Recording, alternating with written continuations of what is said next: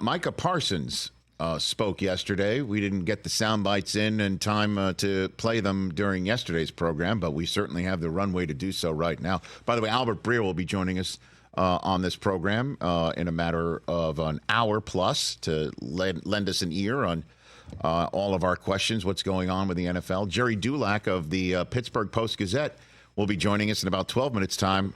I want to check in on the exact nuts and bolts of what is going on with Russell Wilson and Justin Fields and the rest of that team.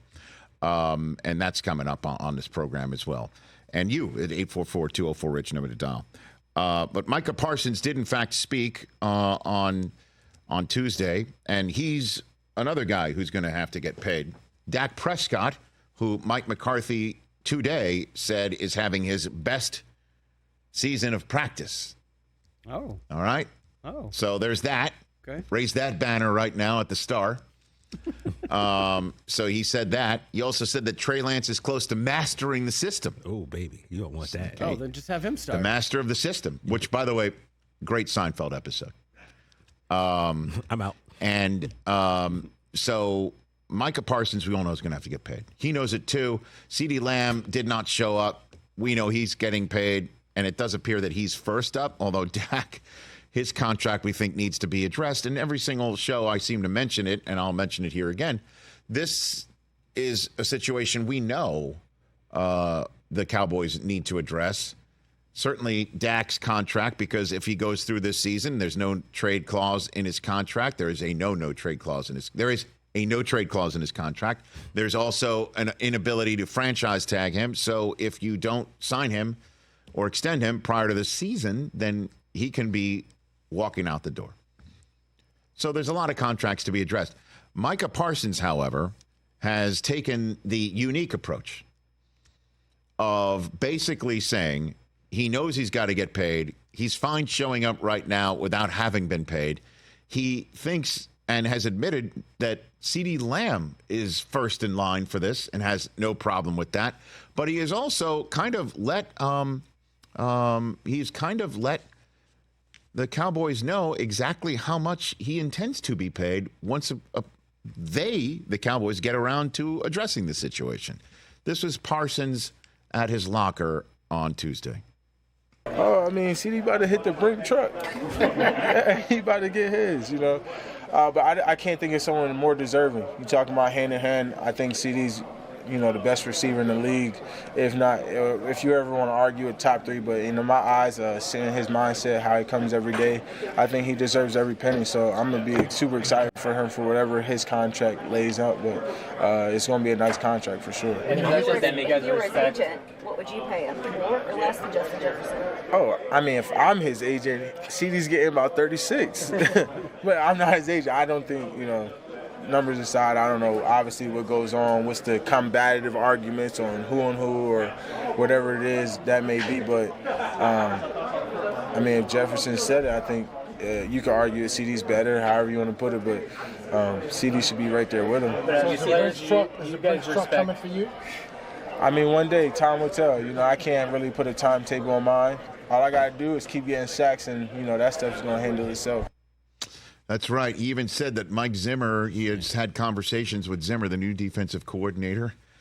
And Zimmer's as no nonsense as they come. But some great players have played for him and love him. Dion is at the very top of that list. He said that Zimmer's had some great players, but he's never had a Micah. I love it. Mm-hmm.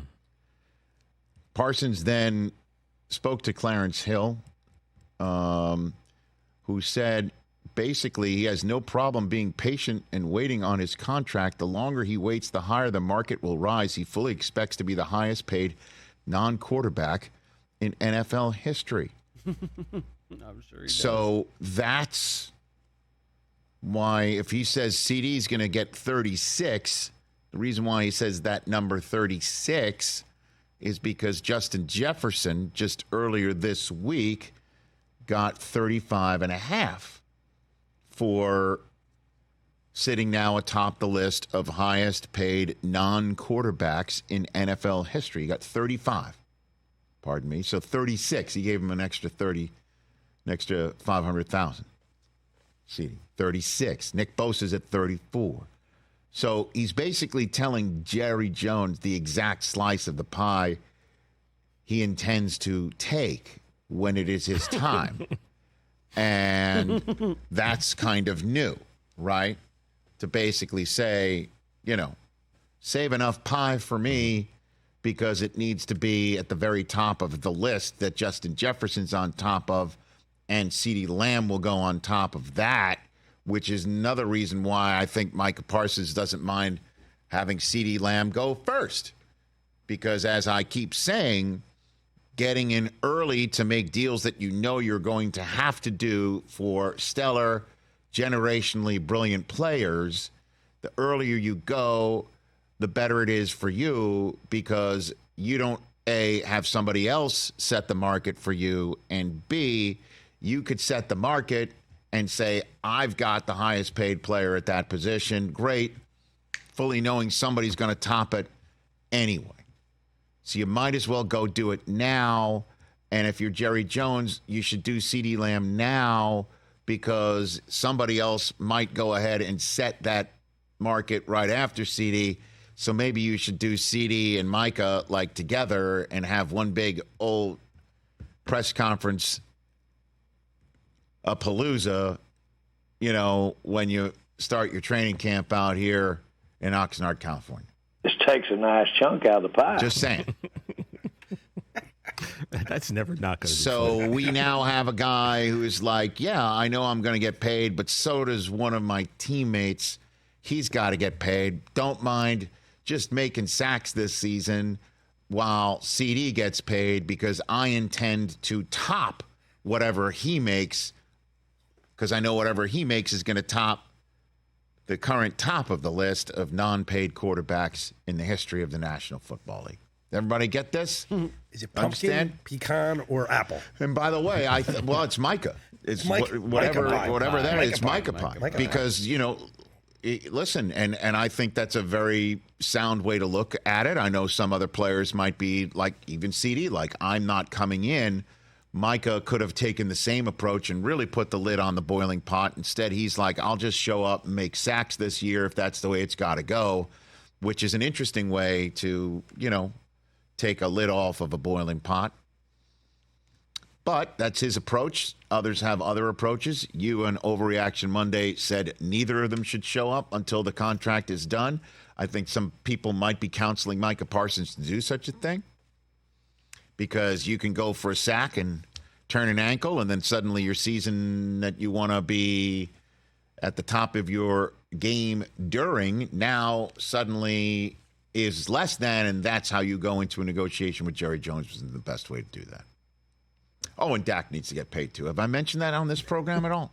Not in the last Again, I will keep pounding this table on this subject matter until I'm satisfied. Right now, not very satisfied. I don't understand it. I don't get it. But I'm not in that cap room. I'm not in the Star either. Yeah. I need to call up Stephen Jones and see if he'll come on this program. I'm going to do that.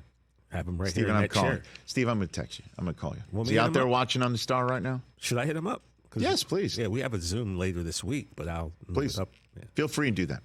Catch the Rich Eisen Show every single day on the Roku channel, 12 to 3 Eastern, for free.